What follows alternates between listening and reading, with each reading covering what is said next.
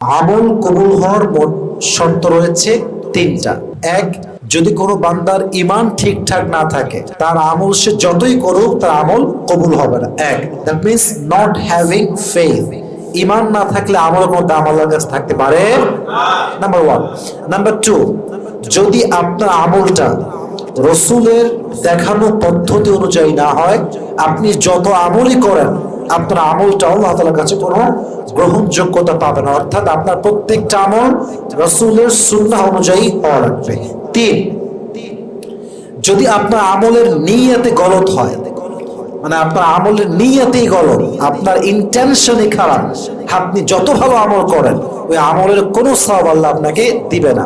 For example, আপনি দান করছেন শো অফ হিসেবে, আপনি নামাজ পড়ছেন শো অফ, আপনি ভালো কাজ করছেন জাস্ট শো অফ, এটার কোনো দাম আল্লাহর কাছে নাই। নিয়তটা হচ্ছে সবচেয়ে দামি। ইন্নামাল আমালু বিন্নিয়াত, প্রত্যেকটা আমলের জাযা আপনি পাবেন বেসড অন ইউর ইন্টেনশন। আপনার নিয়ত আল্লাহ দেখবেন। এই তিনটা শর্ত বেসিক আপনার লাগবেই লাগবে। তবে হ্যাঁ, এই তিনটা শর্ত থাকার পরেও 13 শ্রেণীর মানুষ আছে এমন যাদের দোয়া, যাদের ইবাদত, যাদের আমল আল্লাহর কাছে কবুল হয় না, তার কোনো সওয়াব সে পায় না। নাম্বার ওয়ান, যদি কোনো হিন্দু বা বিধর্মী ইসলাম গ্রহণ করে এবং ইসলাম গ্রহণ করার পরে আবার সে শিরক করে, একটু ভালো করে বুঝবেন। যদি কোনো মুসলমান, সে আগে হিন্দু ছিল বা বিধর্মী ছিল, দেন হি বিকেম আ মুসলিম, সে মুসলমান হয়েছে, মুসলমান হওয়ার পরে সে আবার পূজা করছে, আবার সে পূজার সঙ্গে জড়িত হচ্ছে, শিরকিয়াতের কাজ করছে, এমন অবস্থায় তার কোনো ইবাদত আল্লাহর কাছে কবুল হবে না।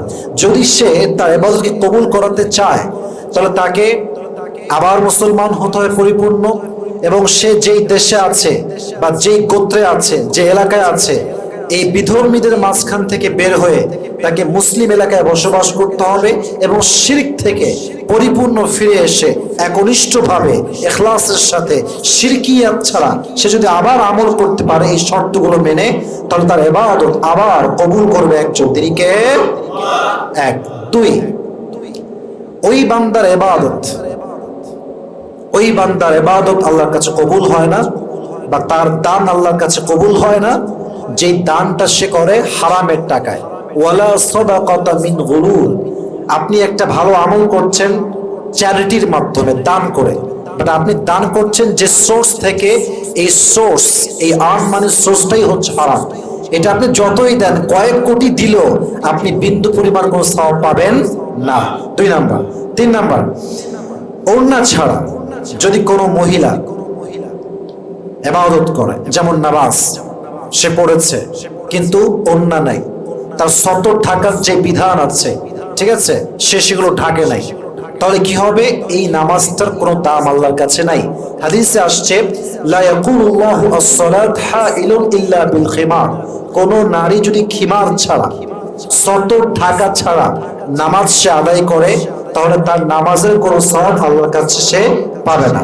এখন মহিলা সতরের ক্ষেত্রে অনেক কথা আছে, এগুলো ব্যাখ্যা আমি অন্য সময় দিব ইনশাআল্লাহ। তবে মাথায় রাখতে হবে, সতরের মধ্যে যেই পার্টগুলো আসে, এই পার্টগুলো না ঢেকে কোনো মেয়ে যদি নামাজ আদায় করে, তার নামাজের কোনো সওয়াব আল্লাহর কাছে থাকবে না। আল্লাহ প্রত্যেকটা মেয়েকে এটা বোঝার তৌফিক দান করুন। সকলেই মন খুলে পড়া আমিন।